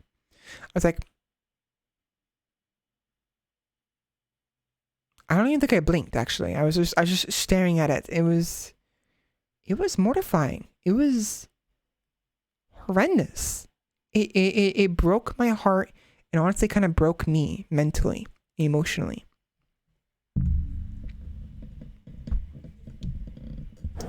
So yeah, that taught me not to put myself in the main character's shoes anymore and to like the people they like. From that day on, I resolved to instead think of my own character to insert into the story separately, my own me. And honestly, I'm kind of glad that happened because that is a little more creative. Like it's understandable when people want to kind of be the characters they see in a story, be the main character of all things, the hero, you know? But um it's I think it's better if you come up with your own character. You would insert into the story as a friend or as an adventurer, a random stranger. They would meet along the road and you would join them for their adventure to go slay the Demon King or to go pillage some ruins or whatever, you know? A separate, unique, isolated entity of your own making. Completely unique from the story. Maybe has elements from the story. Maybe you're a cat person because there's cat people in the story. Or maybe you're an orc because there's orc people in the story. Or whatever. Or you're an alien because there's aliens in the story. Like in like Mass Effect, you know? But that taught me a very important lesson. And honestly helped me. And mortified me. It was not fun. I did not like it. I was not happy in the slightest. So,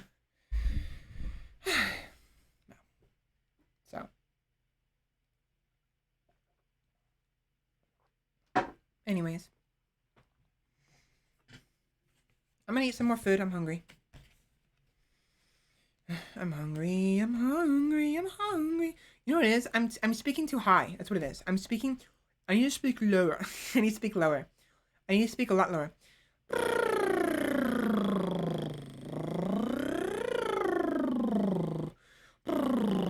All right, there we go. A little bit better. All right, how do I sound now? Can you hear me now? Hmm? Can you hear me now? Hello? Hello? Hello? All right, there we go. Good film. I actually agree. I actually quite liked it. Like, I was mortified, but I had fun. I enjoyed it. I think I went back to watching that one day. It was perfectly fine. But, yeah, so be careful what you watch. Be careful who you, um, what do you call that? When you put yourself mentally, emotionally in the, let me go. In the shoes of the character, what do you call that? Like, how do you, like, imprinting? No. You sound as luscious as you always do. How many channel points to redeem your hand in marriage? Unfortunately, my hand is priceless. Unfortunately, or maybe fortunately, I don't know. We'll see.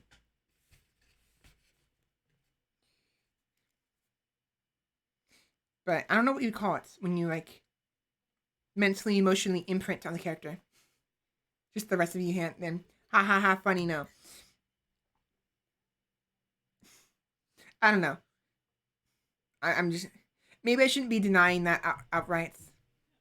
Self-insert. Thank you. That's the word. I was self-inserting, and that was a bad idea. Very bad idea to be doing that in Cloverfield. Do not self-insert in Cloverfield. Almost everybody dies in Cloverfield. Almost, except for 2 people, and not the main character doesn't even survive. So be careful with that. Mm-hmm.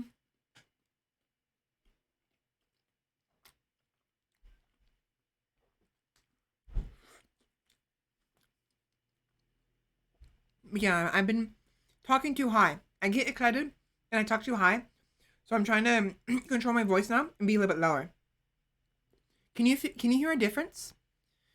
My voice is a little bit lower than usual. I say usual. A little bit more deeper, a little bit more bassy. If it makes sense. Does it sound okay? I'm hoping. I'm always bothered by it. A little bit less bothered now that I've talked about the fact that I'm trans, but it still bothers me.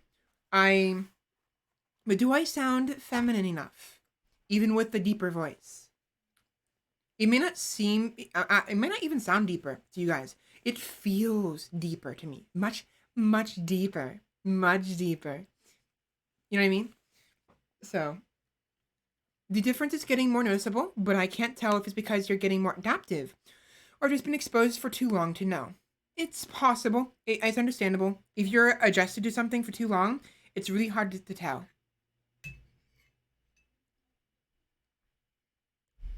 It's how I am with creating characters on Dark Souls. I still need to show you guys my Dark Souls 3 characters because oh my gosh, they look horrible.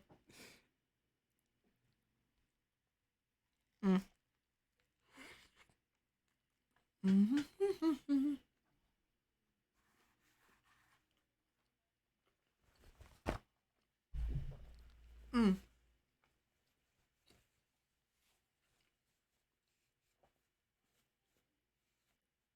You always sound feminine? Nobody would say otherwise? Well, thank you. It helps. No, getting some information. I know, like, I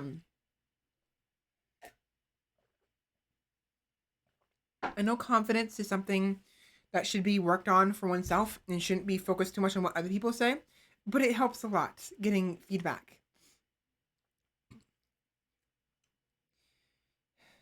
But I need to remember, again, I will reiterate, I have a luxury. My voice is definitely more neutral, a little more feminine than it could be compared to a lot of other people, a lot of other trans women, you know?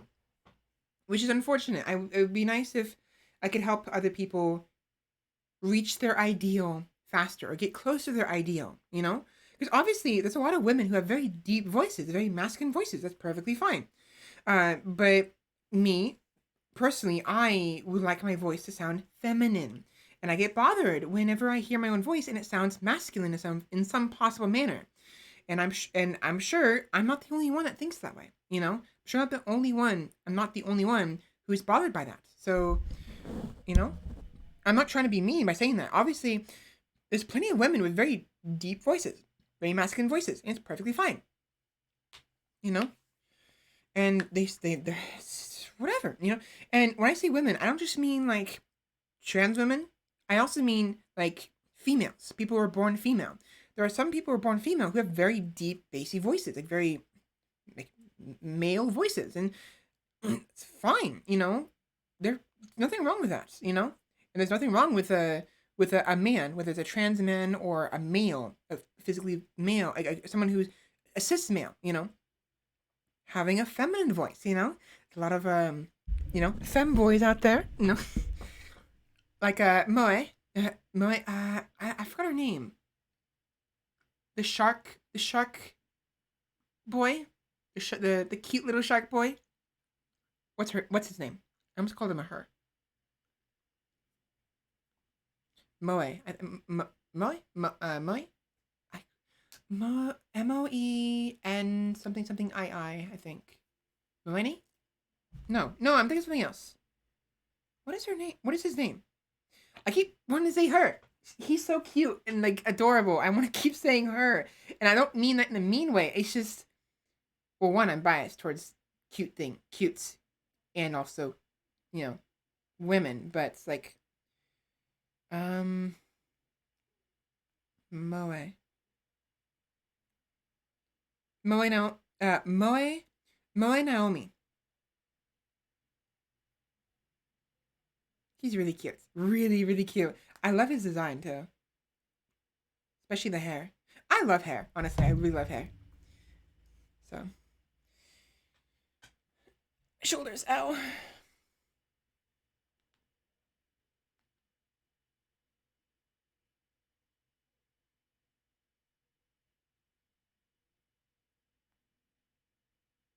Mm-hmm.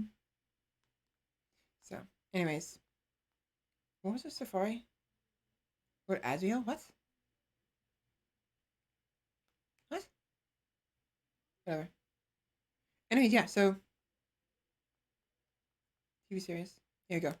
Okay, save it for later. Red ball's there. Twitch. Here we go. Here we go. Here we go. On. Here's play. There we go. Okay. Really enjoy these random talking tangents we go down. I do too. Honestly, I only have about an hour, 15 minutes. We have two options. We have a couple options, multiple options. We go back to Crusader Kings, as you know, since we have Crusader Kings to play. We can keep talking and make this a random just chatting, or I can end it here. I kind of want to end it here because my voice hurts really bad. I talked way too much and kind of pushed myself a little bit too much. And I kind of want to play a little bit of a.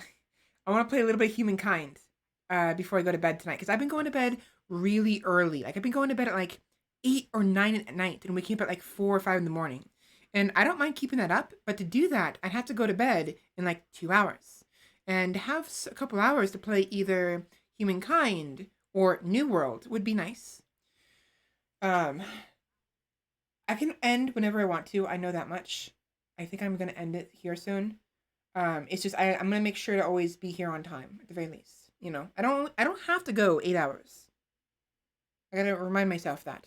You know, how much more extra you strained your voice the last 2 hours? I would suggest an early end. Yeah, definitely, definitely. And I still have a bit of sandwich left. So what I'll do, I'm gonna throw this the rest of my sandwich, my grilled chicken avocado sandwich in a bag, throw it in the fridge with my cake, and I'll have it for lunch tomorrow. I did take 2 bites out of it, but there's plenty here for one more lunch. Can you hear my voice giving out? Yeah, so. Alright, that's fine. I'll go ahead and end it here, I think. Let me go ahead and, it's probably a good idea to end it here as well, so I have some excuse me, energy, so I can actually rate somebody, you know, because I never really rate anybody. I know I don't have to rate anybody, but I want to, and I'm always I was too tired to do it last week. But yeah, anyways, thankfully my computer's doing good. My computer is still very hot right now. It's actually burning hot. I'm gonna turn it off and give it a break after I end stream. And I'll just be on Twitch on my phone. But I wonder, can I make this? I'm gonna kill Steam.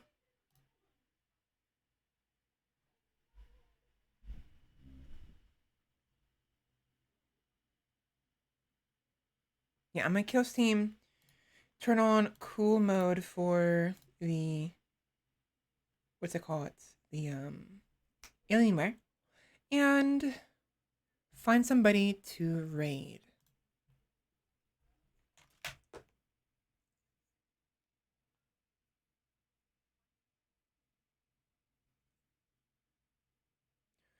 Alright, so let me go ahead and give me minutes and go ahead and boot up the Chrome, the Google Chrome. 1, 2, 3, 4, 5, 6. Oh, was that enough? No. That's enough. There we go. Trying to save my previous session in Chrome. Come on. Task Manager, where are you? Google Task Manager, where are you?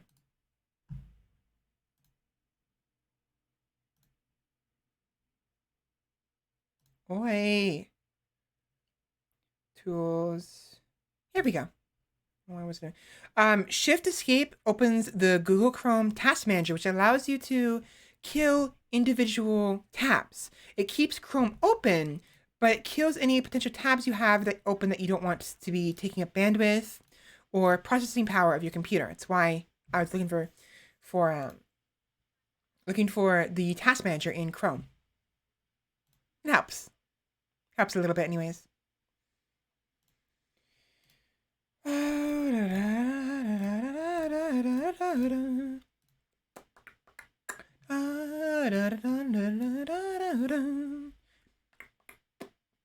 Actually, my computer's cooling down. What I'll do is I'll just keep my computer running in cool mode, and we'll go from there.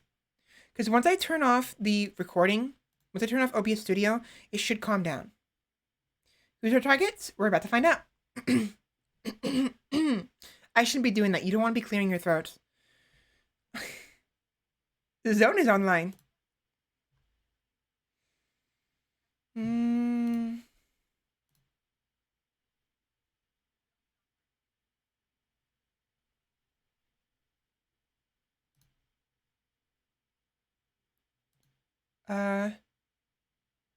Okay.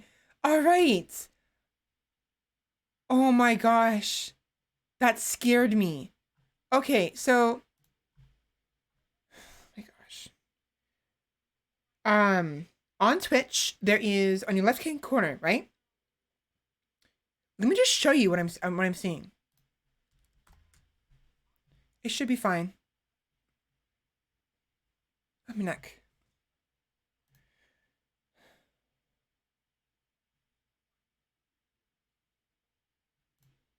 So, my fat head's in the way, but...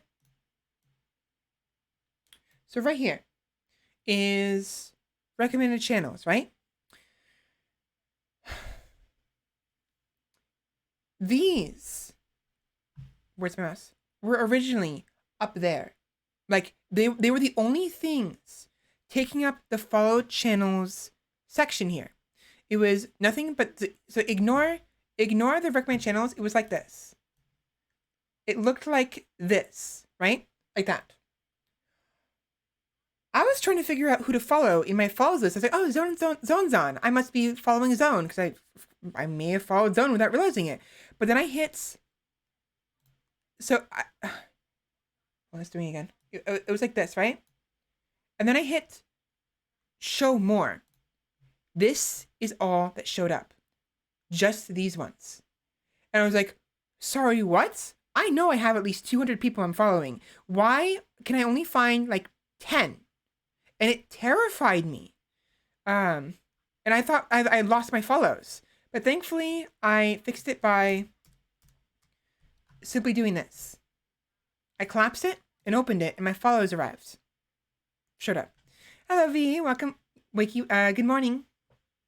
Now, we are ending stream right now. My throat is hurting really bad, so I need to end it. I talked about a lot of things. I spent the last 2 hours talking, even instead of playing Crusader Kings, just fine. We made some progress. I want to play Sandmine at some point.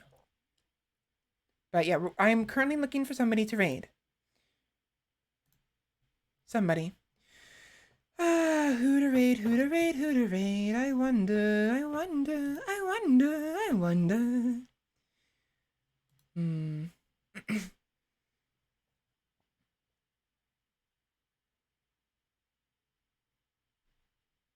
Cool.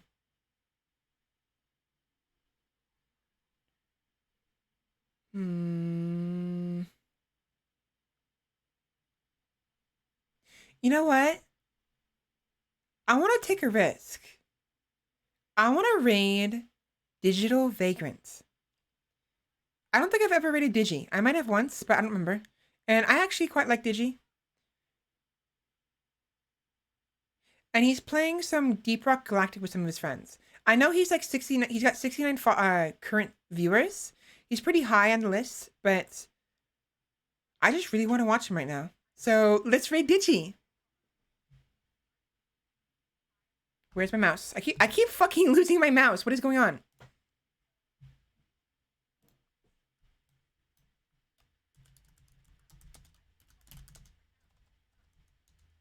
I'm gonna switch the category to Crusader Kings 3. Hello? Because sometimes when they do shoutouts, it tells them the last game I played, but the last game I played was just chatting, and I actually want them to know what game I'm playing. So we're switching into the category at hand we played, and then I'll go ahead and raid them. So raid Digital Vagrants. Now I am gonna have to go take a quick break. I'm gonna have to get up and stretch and stuff like that. So I'll be with the raid, and then I'm gonna leave for a minute and come back. So you may not see me much in chats, in his chats, for very long. So, anyways.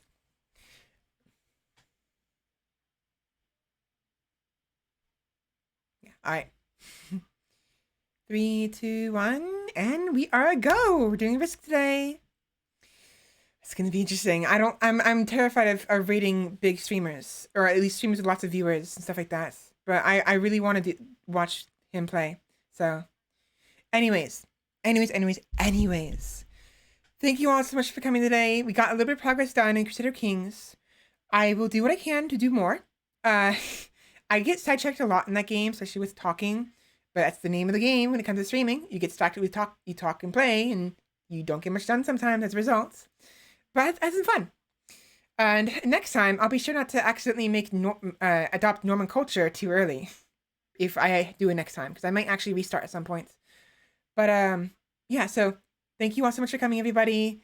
I will see you all tomorrow, 12 p.m. PST, same time, same place as always, for some chat and show. And I will try to show off what I wasn't able to show off last week, as well as maybe play some games. We haven't been playing much of the other games I have available, like The Hobbit and whatnot. So we'll see. I'm not sure. Anyways, I'm tired. I'll see you guys in Vagrant and Digi's chats. And let's go enjoy some fun. Me. Emotes. Actually, iCandy, can you please put the room in emote only? Thank you very much. Have a good night, everybody, and I'll see you tomorrow. Bye.